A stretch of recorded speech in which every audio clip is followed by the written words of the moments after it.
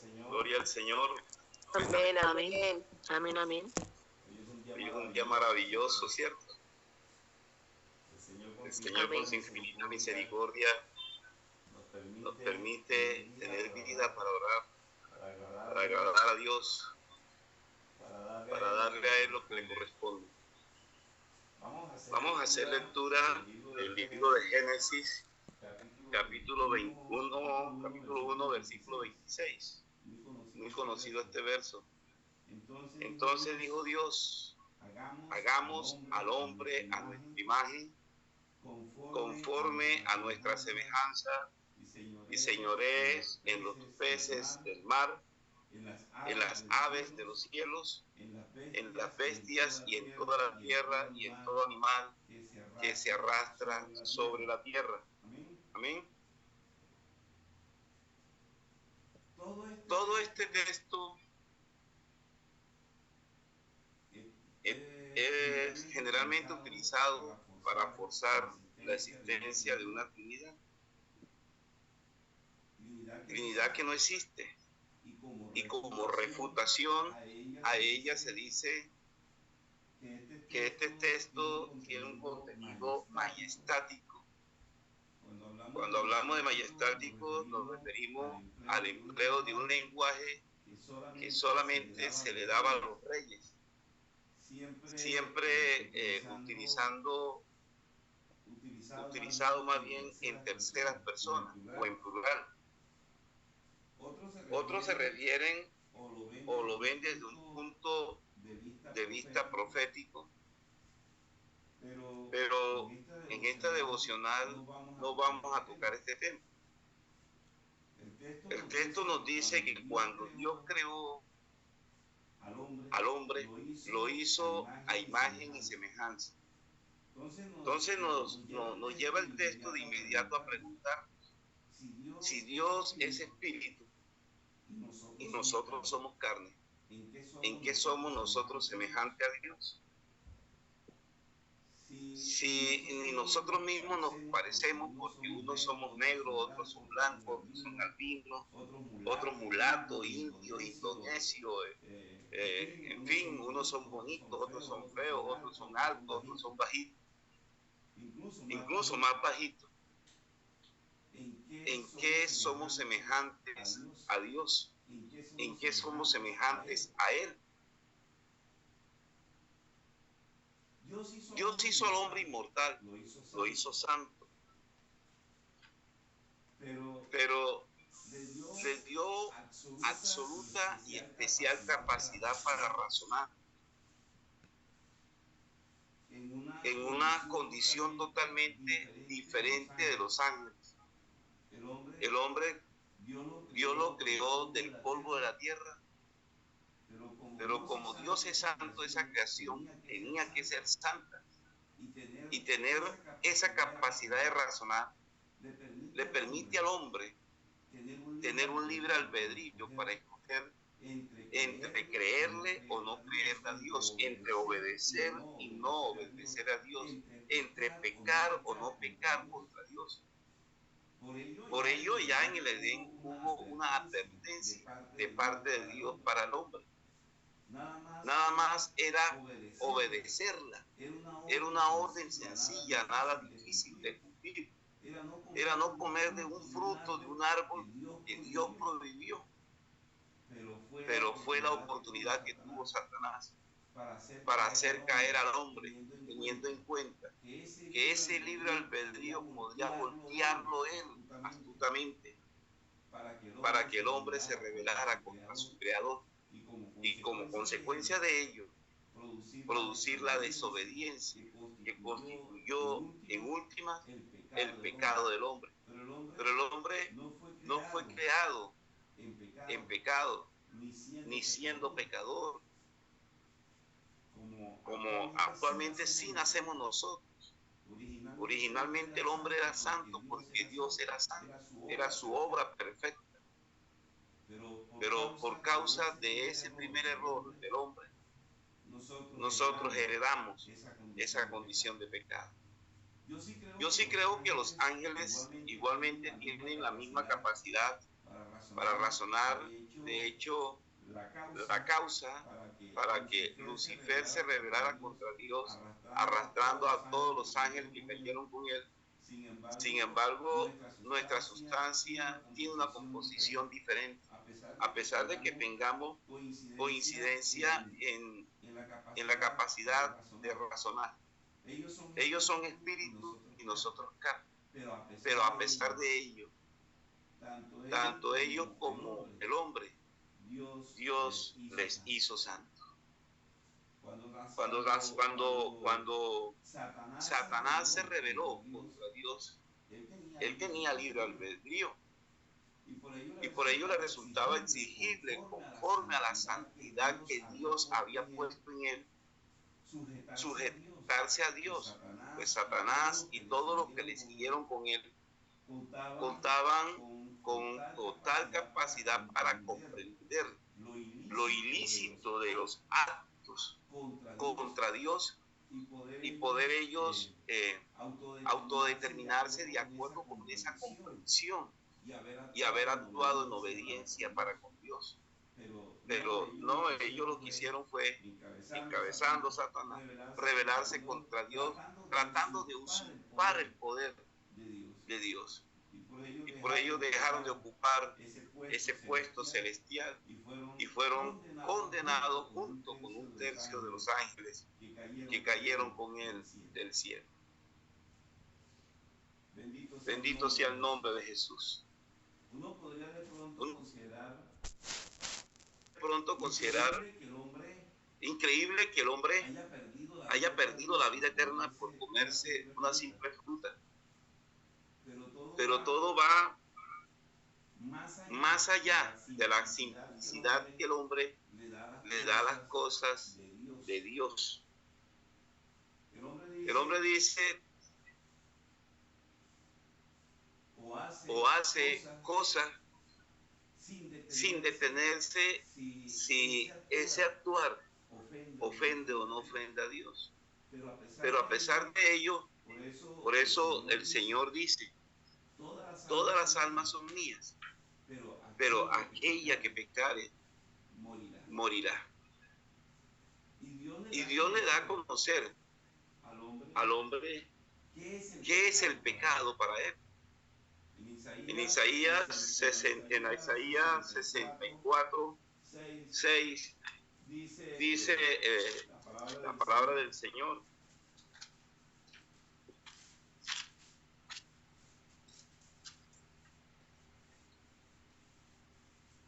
Si bien todos nosotros somos como suciedad y toda nuestra justicia como un trapo de inmundicia, y caímos todos nosotros como las hojas y nuestras maldades nos llevaron como el viento. Otra versión dice, todos nosotros somos como cosa impura y todas nuestras obras justas son como trapo de inmundicia. Todos nosotros nos hemos marchitado como hojas y nuestras iniquidades nos han llevado como el viento. Desde que el hombre pecó, el mismo hombre se hizo diferente a Dios. Dios no lo hizo diferente a él, lo hizo semejante a él. Pero el pecado del hombre hizo que el hombre se hiciera diferente a Dios. La mancha del pecado se creía entonces que podría ser imborrable.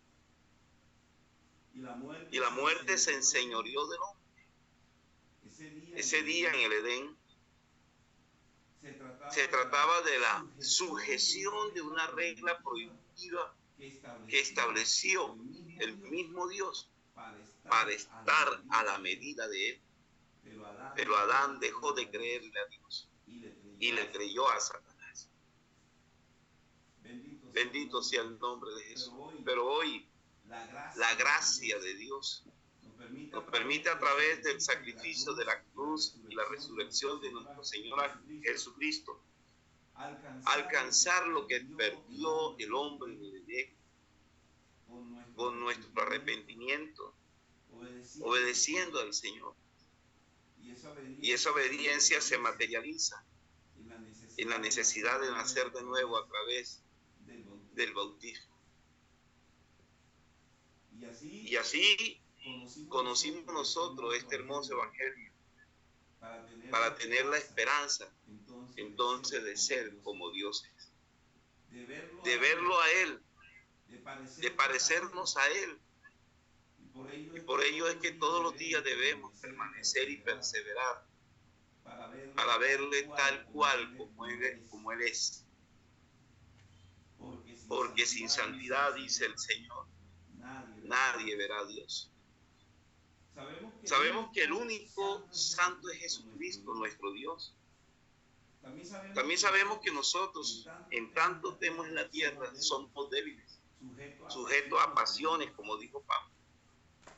Pero todos los días debemos cuidarnos de pecar, porque sabemos que si lo hacemos y sobreviene la muerte, estando en ese pecado, perderemos nuestra salvación. Una vez un hermano apartado, hablando con él me decía: hermanito, ¿usted recuerda cómo era cuando yo estaba en el Evangelio? Sí, claro que lo recuerdo, le dije. Lleno de Dios, lleno del Espíritu Santo, sirviéndole al Señor. Y yo le dije, era tanto el poder de Dios que no lo resistíamos, y en agradecimiento nos veníamos en llanto. ¿Y en qué condiciones estamos ahora? Él me dijo, yo creo que tengo unos ahorros ahí de mi vida cristiana. Y eso cree el hombre, que en el Evangelio se vive de ahorro. Y eso no es así. Si hoy pecamos y no logramos llegar al arrepentimiento y pedirle perdón al Señor, nuestra alma se pierde. Démonos cuenta lo que le pasó a Saúl, lo que le pasó a Salomón y a otros bíblicos. Y por poco también le pasa a David. Pero con David fue diferente. Él sí reconoció sus pecados y buscó de una y otra forma el perdón de Dios, y Dios obró en él. Yo en alguna oportunidad, bendito sea el nombre de Jesús, he llegado de pronto a analizar cuál fue el impacto que causó en Adán y Eva, siendo ellos tan santos, viviendo en un lugar tan hermoso como era el paraíso. Y ellos llegan y entran en pecado. Al presentarse formalmente Dios ante ellos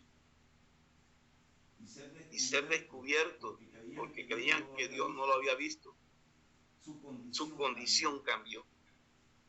Eran eternos semejantes a Dios, eran santos semejantes a Dios, pero ahora son como trapo de inmundicia, un asco, refiriéndose que el hombre cambió su condición de santidad. La Biblia lo compara como ese accesorio higiénico que usan las mujeres cuando entran en el periodo. Así es el hombre actual por causa del pecado. Pero Dios tiene misericordia, y Dios se dio a sí mismo, haciéndose hombre para cambiar esa condición del hombre que había perdido allá en el huerto. Nosotros, queridos hermanos, hemos alcanzado el estatus de ser constituidos hijos de Dios. No debemos descuidar esta salvación tan grande. Y con más diligencia, dice la palabra del Señor, concretamente el apóstol Pablo, allí en Hebreos capítulo 2, atentos debemos estar a las cosas que hemos oído, para que no nos deslicemos, porque el diablo anda acechando, atento a devorarnos, y nosotros no podemos descuidarnos.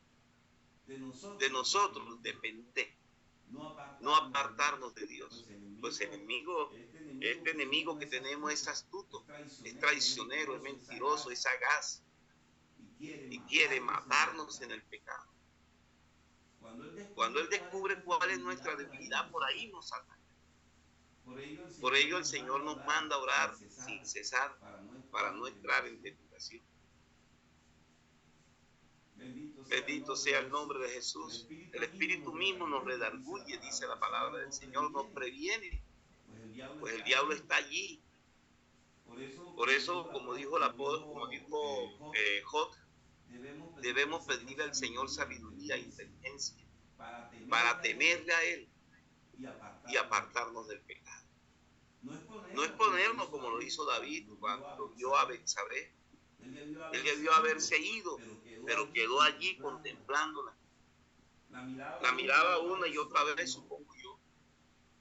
Y el diablo se dio cuenta. Entonces él entró en deseo carnal para con ella. Y con ello entró el adulterio.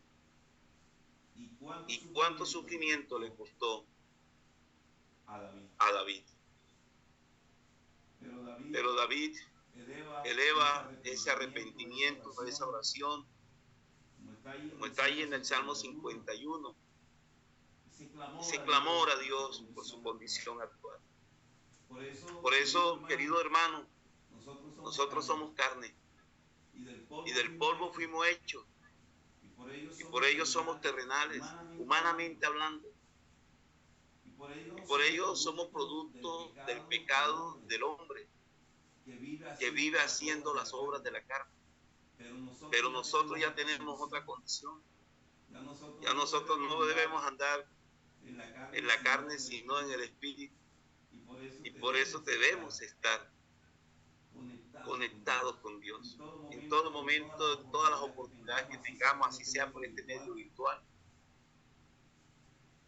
Recordemos que en Primera de Juan, capítulo 3, Dios nos recuerda que somos hijos de Él. Aunque el mundo no nos vea así, nosotros somos hijos de Dios.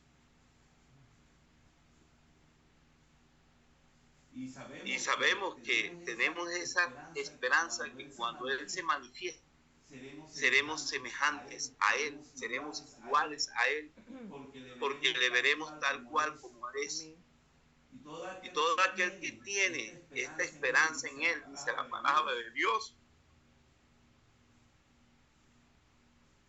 se purifica en sí mismo, así como Él es puro. Todo el que peca, dice la palabra del Señor, viola la ley de Dios, porque todo pecado va contra Dios. Y dice Él, ustedes saben que Jesús vino para quitar nuestros pecados, y en Él no hay pecado. Todo el que siga viviendo en Él, en el Señor, no pecará. Pero todo el que sigue pecando no le conoce ni le entiende quién es Él, quién es el Señor. Y si pecamos, que no estamos expuestos, no estamos exentos de pecar, sabemos que tenemos un abogado que es Jesucristo mismo, y que su sangre poderosa es la que nos redime, nos limpia. Convencidos estamos que perseverando y buscando la santidad todos los días, le veremos a Él en aquel día cara a cara, como Él es. Seremos semejantes a Él. Dios les bendiga, mis hermanos.